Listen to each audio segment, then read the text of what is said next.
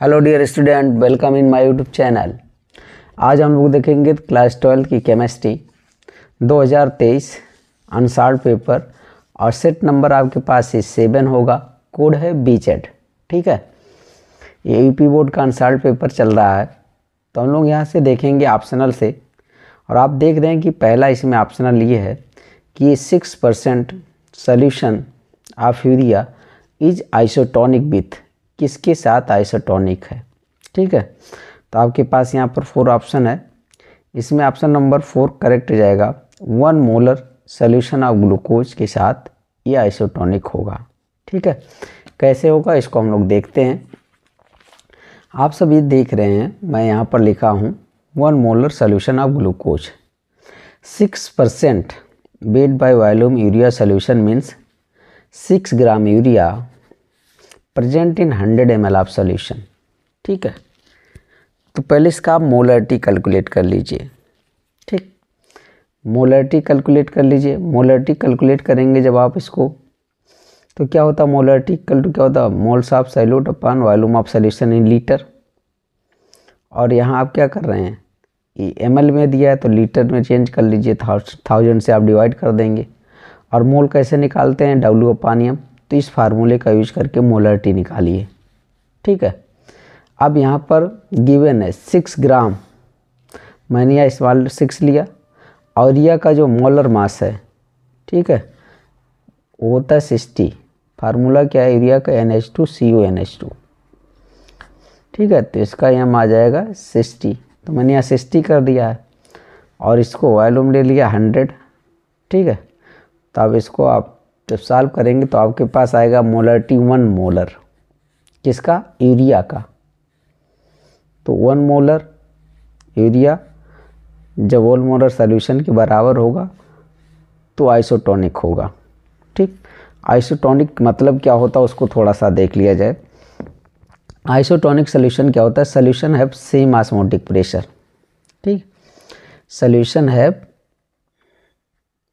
Same osmotic pressure.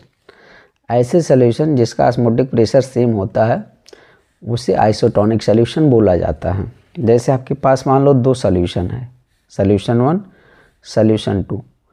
इसका concentration मैंने C1 मान लिया, इसका C2।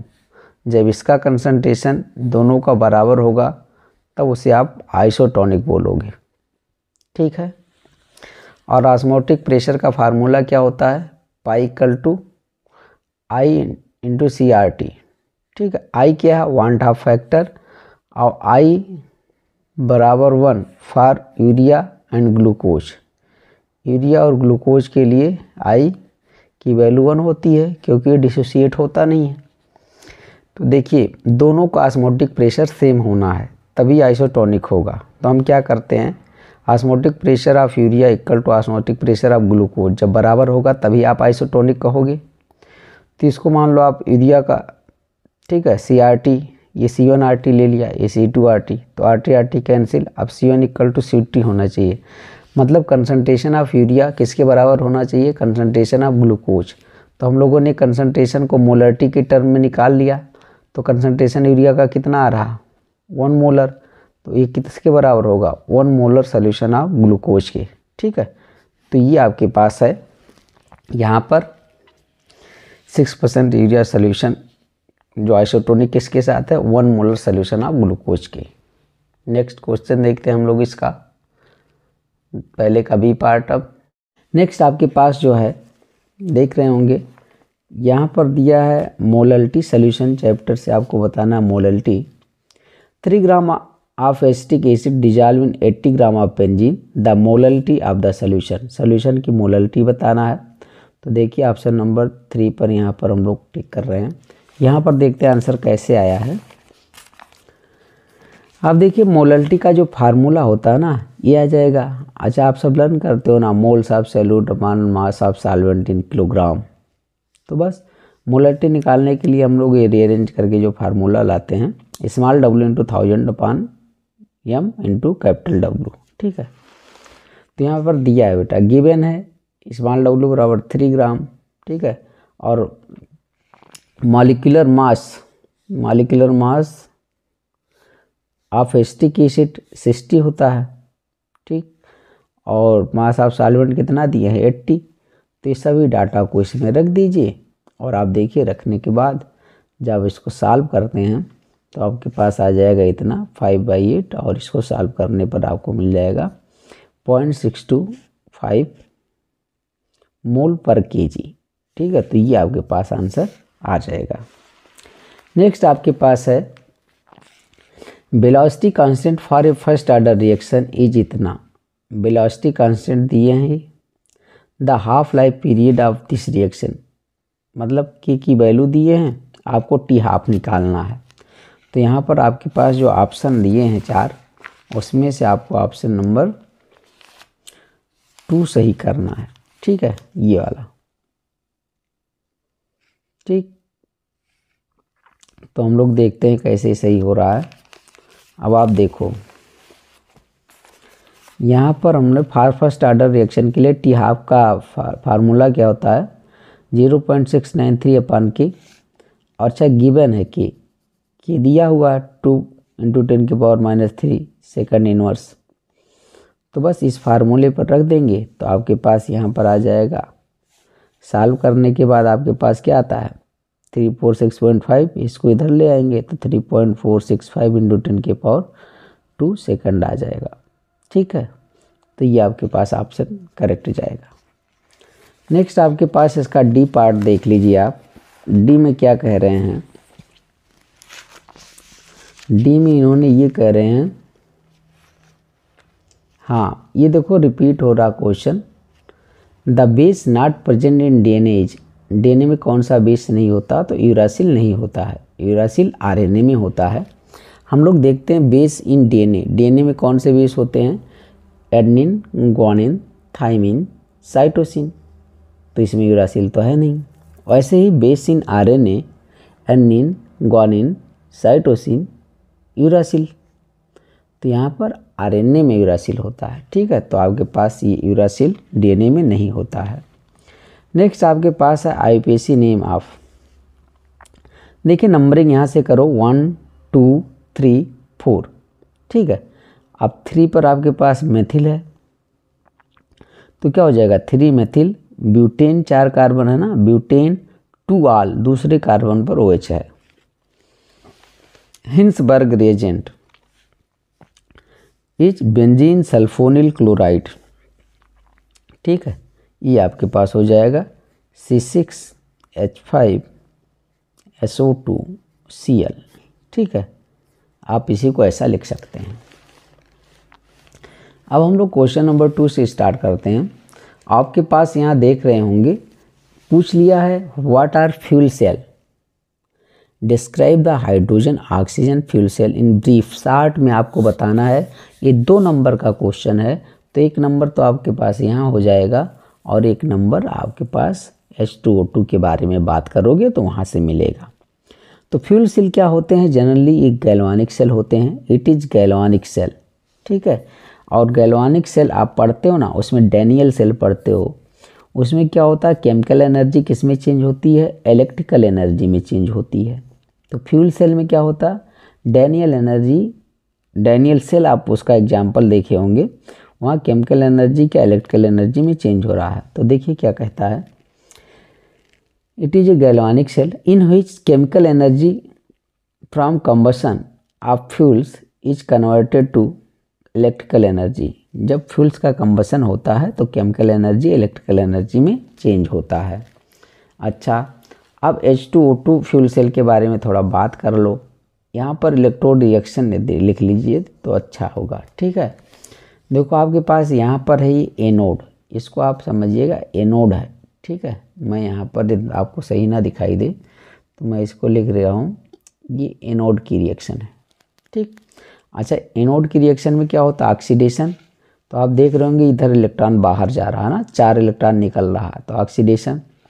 और एक कैथोड पर क्या होता है रिडक्शन, तो वो 4 इलेक्ट्रॉन यहाँ पर आकर के यहाँ पर लिया जा रहा है। ठीक है, तो ये बन जाएगा आपके पास। अच्छा, दोनों को आप जोड़ दोगे तो आपके पास ये जो नेट रिएक्शन है ना H2O2 का नेट रिएक्शन कुछ ऐसा आएगा 2H2 + O2 एरो 2H2O। कैसे देखो, E2H2 यहाँ कॉपी कर लो, AO2 यहाँ कॉपी कर लो, ठीक है।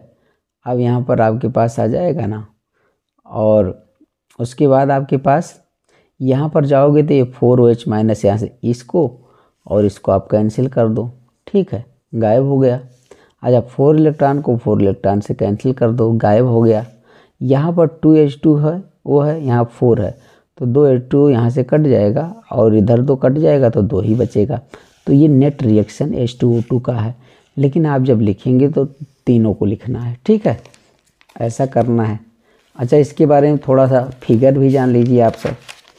तो H2O2 का जो फिगर आपके NCERT में दिया है वो कुछ ऐसे दिया है। अच्छा ये बहुत अच्छा होता है, आपके पास ये फ्यूल के लिए अच्छा एक सोर्स है। ये हाईली एफिशिएंट होता है, 70 से 80% एनर्जी यूज हो जाती है। इसके यूज से पॉल्यूशन फ्री होता है, पॉल्यूशन नहीं क्रिएट करता है, क्लीन एनर्जी मिलती है, और H2O use daily life, H2O का यूज भी कर लिया जाता है। अब यहाँ पर फिगर आप देखेंगे तो ऐसा है, यहाँ पर एक एनोड का काम, एक कैथोड का, इसमें इलेक्ट्रोलाइट भर दिया जाता है, ठीक है, एक्वस इलेक्ट्रोलाइट केवज H2O2। तो इस प्रकार से आपके पास H2O2 फ्यूल सेल का फिगर है। Fuel cell using H2O2 produce electricity, ठीक है। फ्यूल सेल क्या यूज करते हैं, H2O2 फ्यूल सेल का यूज करते हैं, किस लिए, इलेक्ट्रिसिटी प्राप्त करने के लिए। अच्छा उसके बाद आपके पास आएगा इसी सेकंड क्वेश्चन नंबर सेकंड का B। आप सब देखोगे जब यहाँ पर, तो ये कह रहे हैं एक्सप्लेन डिफेक्ट, ठीक है, 1+1 मार्क्स का है। तो इंटरस्टिशियल एंड एफ सेंटर, तो आपके पास ये जो दोनों है ना, ये सॉलिड स्टेट के हैं, और सॉलिड स्टेट चैप्टर इस बार सिलेबस में आपके नहीं है, हटा दिया गया है, तो हम लोग इसको डिस्कस नहीं करेंगे। इसकी जगह अब दूसरा, इसका हम लोग C पार्ट देखेंगे। तो what is Kohlrausch law, right its application. ये क्वेश्चन रिपीट हो रहा बार बार, इसको आप ध्यान दीजिए, विशेष ध्यान दीजिए। तो इसको हम लोग डिस्कस कर लेते हैं। आपके पास जैसे यहाँ पर कोल्हाउस लॉ है, ठीक है, तो कोल्हाउस लॉ आप देख रहे होंगे। कोल्हाउस लॉ को मैं यहाँ पर बता रहा हूँ। तो आपके पास ये जो कोल्हाउस लॉ होता है ना, क्या कहता है, इसको देखो, the molar conductivity at infinite dilution of an electrolyte is equal to sum of molar conductance of its cation and anion. मतलब आपको यदि जैसे कोई इलेक्ट्रोलाइट है उसकी कंडक्टिविटी को बताना है, इनफाइनाइट डाइल्यूशन पर उसके मोलर कंडक्टिविटी को बताना है, तो इलेक्ट्रोलाइट को पहले तोड़ो आयन में। वो जो आयन होते हैं ना, यदि उनकी कंडक्टिविटी आपको पता है तो उन आयन को आप ऐड कर दीजिए, तो आपके पास उस इलेक्ट्रोलाइट का molar conductivity at infinite dilution पर पता हो जाएगा। तो इन्होंने फार्मूला दिया है, molar conductivity at infinite dilution equal to, ये न्यू प्लस है बेटा, लेमडा नॉट प्लस, ठीक है, ये है, और plus new minus lambda not minus. ये न्यू प्लस और न्यू माइनस क्या है, पहले इसी को देख लो। ये है आपके पास नंबर ऑफ कैटायन, ठीक है, new minus number of anion, ठीक। अच्छा लेमडा नॉट प्लस क्या है, जो यहाँ लिखा है, limiting molar conductivity of cation. Lambda not minus क्या है, limiting molar conductivity of anion. ये क्या है आपके पास, ये आपके पास molar conductivity at infinite dilution. तो बस कहते हैं ना कि इलेक्ट्रोलाइट जो है, यदि उसका आपको मोलर कंडक्टिविटी बताना है तो उसके आयन के कंडक्टिविटी को जोड़ दो। चलो देखते हैं। आपके पास जैसे मुझे NaCl का मोलर कंडक्टिविटी बताना है, तो आप जानते हो ना, Na को तोड़ोगे तो Na प्लस Cl माइनस, तो यही लिखा है ना। तो ये यहाँ पर लेमडा नॉट Na प्लस, मतलब ये कैटायन है, plus lambda naught Cl minus anion, दोनों के कंडक्टिविटी को जोड़ दो तो आपके पास NaCl का मोलर कंडक्टिविटी पता चल जाएगा। यही इनके कहने का मतलब है। नेक्स्ट एग्जाम्पल ले लिया गया AlCl3। अच्छा AlCl3 को जब आप तोड़ोगे तो Al3 प्लस Cl माइनस, और कितने Cl माइनस होंगे, 3। तो अब यहाँ पर मैं लिख रहा हूँ लेमडा नॉट Al3 प्लस 1 है, तो यहाँ कोई ज़रूरी नहीं है, लेकिन प्लस 3, ठीक है, लेमडा नॉट Cl माइनस, ये अब यहाँ पर आपके पास नंबर ऑफ एनायन लिखना पड़ रहा है। चलो इसका एक एप्लीकेशन देख लेते हैं। एप्लीकेशन जो आपके पास है, to calculate conductance of weak electrolyte, ठीक है। तो वीक इलेक्ट्रोलाइट के कंडक्टेंस बताने में इसका यूज करते हैं। तो देखो, calculate molar conductivity of acetic acid with the help of sodium acetate HCl and NaCl। तो आपके पास यहाँ पर मोलर कंडक्टिविटी एसिटिक एसिड का बताना है, तो मुझे H+, इसको तोड़ोगे तो H+ की कंडक्टिविटी पता चल जाए प्लस एसीटेट का, तो दोनों को जोड़ करके इसका हम बता लेंगे। लेकिन इसका इनडायरेक्ट से हम लोग इनकी हेल्प से करेंगे। तो देखो, इसका मुझे निकालना है एसिटिक एसिड का, तो मैं इन तीनों की सहायता से इसका निकालूंगा, कुछ जोड़ूंगा कुछ घटाऊंगा। तो आपके पास molar conductivity of sodium acetate plus molar conductivity of HCl। अब मुझे यहाँ से देखो CH3CO लेना है और यहाँ से H, तो इसका पता चल जाएगा। Na और Cl ज़्यादा हो रहा है तो इसको माइनस कर दो, ठीक है। तो इस प्रकार से आपको ये मिल जाएगा। अब आप देख रहे होंगे, इसका हम लोग डी पार्ट देखते हैं, और डी पार्ट में इन्होंने क्वेश्चन दिया है, on dissolution of 2.0 gram of non electrolyte in 50 gram benzene, it's freezing point decreases by 0.40 Kelvin. The freezing point depression constant of benzene is 5.12 Kelvin kilogram पर mole. Calculate molar mass of solute, molar mass निकालना है, ठीक है। तो देख लिया जाए, पहले जो जो दिया होता है उसको नोट कर लो, ठीक। यही तो आपके पास है ये। तो देखो भैया, स्मॉल गिवन है, स्मॉल W बराबर 2 ग्राम नॉन इलेक्ट्रोलाइट का, ठीक। कैपिटल W कितने दिए हैं, 50 ग्राम, ठीक, बेंजीन। डेल्टा TF कह रहे हैं 0.40 केल्विन, और KF आपके पास 5.12 केल्विन किलोग्राम मोल इनवर्स। अच्छा, EM निकालना है, तो आपके पास मोलर मास निकालना है। बस इस फार्मूले का यूज करिए। आप पढ़ते हैं ना क्वालिटेटिव प्रॉपर्टी में, डिप्रेशन इन फ्रीजिंग पॉइंट, तो वहाँ से फार्मूला लाया गया है। तो आपके पास यहाँ हो जाएगा small W into KF into 1000 upon delta TF into capital W, ठीक है। सारी वैल्यू को रख दीजिए, और इसको जैसे आपने रखोगे तो आप यहाँ देख रहे होंगे कि यहाँ से मैंने देखो ये पॉइंट सेम है, तो इसको मैंने पॉइंट से पॉइंट को हटा दिया। अच्छा, उसके बाद यहाँ एक जीरो है, इसको काट दिया इस जीरो को। अच्छा, इस जीरो से इसको काट दिया, तो अब मेरे पास ये बचा ना 2 इंटू 512 इंटू 10, ये बचा अपान 4 इंटू 5, ये कर लिया। अब मैंने क्या किया, अब मैं इसको क्या कर रहा हूँ, देखिए इसको 5 कम 5 से काट दिया, ये 5 दूना 10, 2 बचा ना। अब मैं इसको 2 को इससे काट रहा हूँ, 2 दूना 4 और 2 कम 2, आपके पास यहाँ पर 2 बच रहा, तो इस 2 से ये कैंसिल, तो कितना बचेगा, यही 512 ग्राम पर मोल आ जाएगा आपके पास, ठीक है। चलो देखते हैं, अब आ गया आपके पास compare the transition and collision theory. देखिए 2 नंबर का है, और ट्रांजिशन स्टेट, ट्रांजिशन कैसे बनता है, ठीक है। कॉलिजन थ्योरी क्या करती है, मेनली गैसों के बारे में बताता है कॉलिजन थ्योरी। तो आप देखिए ट्रांजिशन स्टेट, जैसे आप रिएक्शन करते हो ना SN1 SN2, तो SN2 में ट्रांजिशन स्टेट बनता है। तो आप ये समझिए कि रिएक्टेंट और प्रोडक्ट के बीच की स्टेट होती है ये ट्रांजिशन स्टेट। अब कॉलिजन क्या करता है, कॉलिजन मतलब मॉलिक्यूल का टकराना, ठीक है। उनको टकराने के लिए सफिशिएंट एनर्जी की ज़रूरत होना चाहिए। तो यहाँ से आप लिखिए matter, transition state theory indicate क्या बताती है, state, it is state between reactant and product का एक स्टेट है। सिंपल सा अपने भाषा में लिखो। यहाँ एक फिगर बना दो इनको दिखाने के लिए, रिएक्शन कोऑर्डिनेट, यहाँ एनर्जी, ये देखिए आपके पास रिएक्टेंट है ना, रिएक्टेंट से जाएगा प्रोडक्ट में बदलने के लिए, तो एक बीच में, ये बीच में ट्रांजिशन स्टेट बन रहा, तो ट्रांजिशन स्टेट्स को दिखाओ। और मैंने वही SN2 का रिएक्शन रखा है जो बच्चों को याद भी होता है।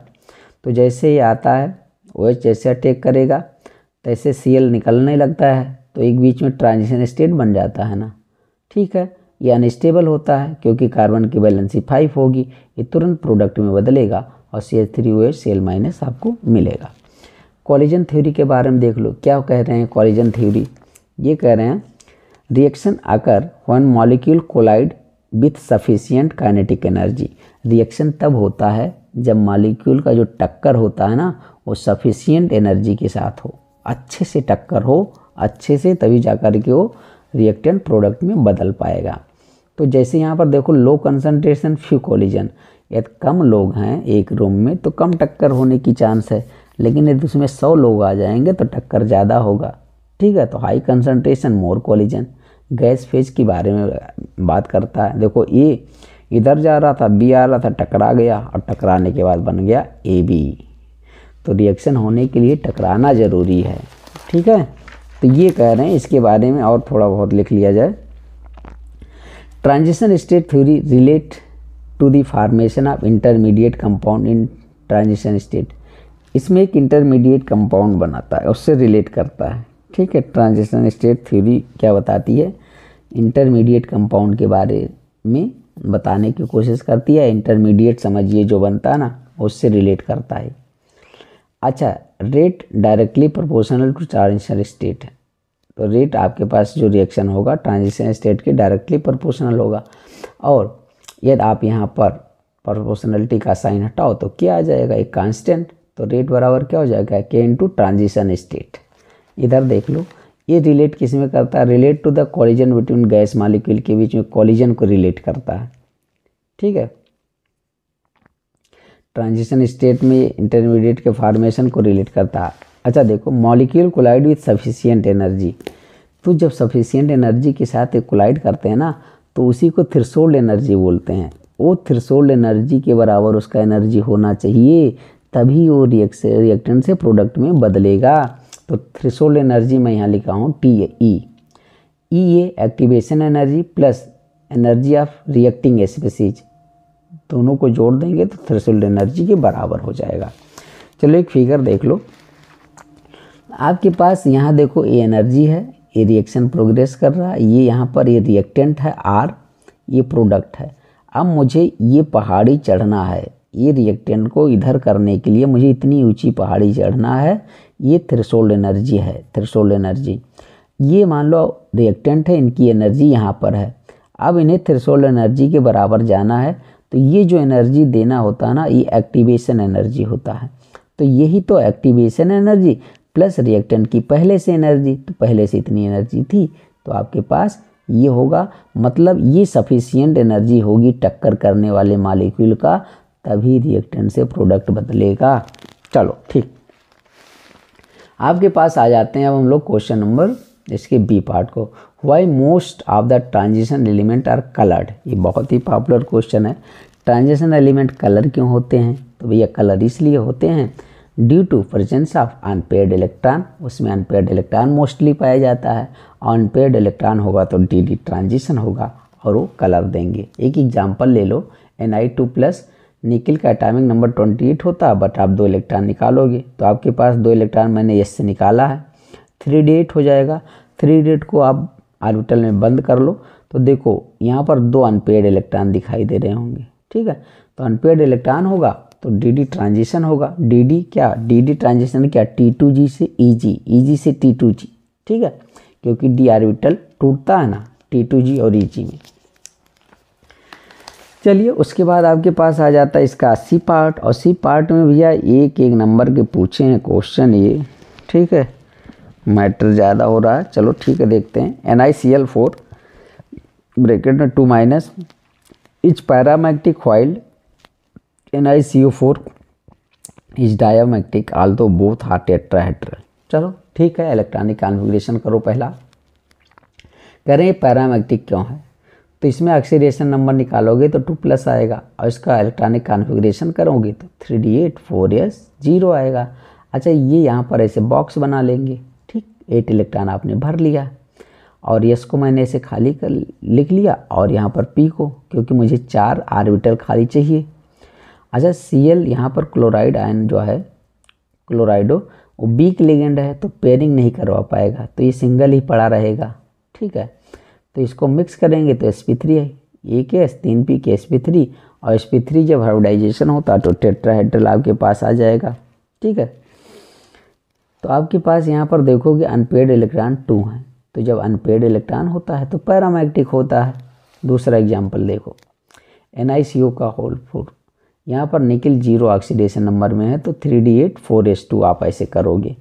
आप 3d8 4s2 करोगे तो जब इलेक्ट्रॉनिक कॉन्फ़िगरेशन करते तो 3d8 तक आता, लेकिन ये 4s2 के इलेक्ट्रॉन भी इसमें आ जाते हैं। फोर्सफुल पेयरिंग होने लगती है क्योंकि CO एक स्ट्रांग लिगेंड है और पेयरिंग करवाता है, तो 4s2 के दोनों इलेक्ट्रॉन इसमें आ जाएंगे, तो फिर ये ऑर्बिटल खाली हो जाएगा और इसका एक S इसके 3p मिक्स होंगे, sp3 आएगा और दोनों का शेप और ज्योमेट्री टेट्राहेड्रल हो जाएगा। ठीक है, लेकिन अब यहाँ देखोगे तो D में क्या है, सब पेड है, सब भरे हुए हैं, तो पेड इलेक्ट्रॉन होता है तो डायमैग्नेटिक। ठीक है, इसलिए वो पैरामैग्नेटिक था, ये डायमैग्नेटिक है क्योंकि इसमें सब इलेक्ट्रॉन पेड हैं, उसमें 2 इलेक्ट्रॉन अनपेड थे। चलो 1 नंबर का दूसरा क्वेश्चन दे रहे हैं, FeH2O का whole 6 2+ is strong paramagnetic while FeCN का होल 6 3- इज वीकर पैरामैग्नेटिक। तो देखो स्ट्रॉन्ग पैरामैग्नेटिक मतलब ज़्यादा पैरामैग्नेटिक वो होगा जिसमें नंबर ऑफ इलेक्ट्रॉन ज़्यादा होंगे अनपेड इलेक्ट्रॉन। तो चलो देखो मैंने इसको ज़्यादा दिख दिया है, इसको कम कैसे, इसका ऑक्सीडेशन नंबर 2+ है ना, इलेक्ट्रॉनिक कॉन्फ़िगरेशन करोगे तो आपके पास आ जाएगा क्या 3d6 4s0। ठीक, 6 इलेक्ट्रॉन को भर दो तो आपके पास 1 2 3 4 अनपेड इलेक्ट्रॉन दिखाई देंगे, तो मैंने 4 लिख दिया। और H2O वीक लिगेंड है तो ये पेयरिंग नहीं करवा पाएगा। ठीक है, दूसरी तरफ देखोगे तो आयरन 3rd इसमें है, तो आपके पास यहाँ 3d5 4s0, मैंने पहले 2 S से निकाला फिर 1 निकाला D से, तो Cn- स्ट्रांग लिगेंड पेयरिंग कर तो पेयरिंग करवा देगा, तो पेयरिंग करवाएगा तो यहाँ ना अनपेड इलेक्ट्रॉन 1 मिलेगा, यहाँ अनपेड इलेक्ट्रॉन 4 हैं, तो number of unpaired electron directly proportional to paramagnetic nature, जिसमें नंबर ऑफ अनपेड इलेक्ट्रॉन ज़्यादा होंगे वो अधिक वो स्ट्रांग पैरामैग्नेटिक होगा। तो यही कारण है, इसमें 4 थे इसमें 1 था, इसीलिए ये ज़्यादा स्ट्रांग पैरामैग्नेटिक है और एक वीक है। इसके बाद क्वेश्चन नंबर हम लोग इसके डी पार्ट पर आते हैं, और ये इन्होंने पूछ लिया है पॉलीपेप्टाइड बॉन्ड से। ठीक है, तो पॉलीपेप्टाइड बॉन्ड, ये polypeptide is a continuous unbranched chain of amino acid. ठीक है, जॉइंड बाय पेप्टाइड बॉन्ड। ये अमीनो एसिड समझते हो, अमीनो एसिड, अमीनो एसिड ऐसा होता है जिसमें एमीन और एसिड ग्रुप होते हैं। जैसे आपके पास ये NH2 है, ये आपके पास यहाँ पर H है मान लो, ये COOH है, तो एसिड है, ये एमीन है, अमीनो एसिड है। ठीक है, तो कई अमीनो एसिड जब आपस में जुड़ते हैं पेप्टाइड बॉन्ड के द्वारा, ठीक है, तो पॉलीपेप्टाइड बनता है। ये 2 अमीनो एसिड जुड़ेंगे तो डाई, 3 जुड़ेंगे तो ट्राई। यहाँ NCERT का आप देख सकते हैं एग्जाम्पल। देखिए आपके पास ये एक अमीनो एसिड है, ये दूसरा। अच्छा, यहाँ से आप क्या करते हो, इसका एक H इसका OH बाहर कर देंगे तो मेरे पास ये आ जाएगा CONH। अच्छा, CONH को ही पेप्टाइड बॉन्ड बोला जाता है। क्या बोला जाता है? Peptide linkage. तो आप देख रहे हैं, बाकी इसको कॉपी कर दिया गया। ठीक है, इसका नाम ग्लाइसिन था, इसका नाम एलेनिन, तो दोनों जुड़ करके क्या बना दिया, ग्लाइसिल एलेनिन ग्लाइएला। तो ये 2 अमीनो एसिड हैं तो डाई पेप्टाइड, 3 होते तो ट्राई। ऐसे जब 10 से अधिक या बहुत सारे अमीनो एसिड आपस में जुड़ेंगे पेप्टाइड बॉन्ड के द्वारा तो उसे पॉलीपेप्टाइड आप सब बोलेंगे। ठीक है, चलिए देख लेते हैं हम लोग इसका रिप्रेजेंटेशन। आप देखो यही तो लिखा है, polypeptide is a continuous unbranch chain of amino acid. Amino acid समझ रहे हो ना, जॉइंट बाय पेप्टाइड बॉन्ड। अच्छा, पेप्टाइड बॉन्ड क्या होता है? ये CONH बॉन्ड को पेप्टाइड बॉन्ड बोला जाता है या एमाइड बॉन्ड। ठीक, अब polypeptide are actually the polyamide. ये पॉलीएमाइड होते हैं containing a free NH2 group at one end and free COOH group at other end. देखो, एक एंड इधर है, COOH फ्री है, दूसरा एंड ये है, NH2 फ्री है। ये है पॉलीपेप्टाइड। अच्छा, मैंने कहा कि कई एमाइड बॉन्ड आएंगे, पेप्टाइड बॉन्ड। देखो CONH ना, CONH, और ये मैंने क्या कर दिया, होल पावर n, मतलब बहुत बार ये आएंगे पेप्टाइड बांड, तो और तभी आएंगे जब बहुत सारे अमीनो एसिड होंगे। तो आप देख रहे हो अभी तो ये कर दिया गया है, तो इसे पॉलीपेप्टाइड बोलेंगे। ऐसे इंसुलिन 51 अमीनो एसिड का बना होता है, ठीक है। वो भी आपके पास पॉलीपेप्टाइड का एक एग्जाम्पल ले सकते हो, हीमोग्लोबिन भी। तो thank you for watching this video.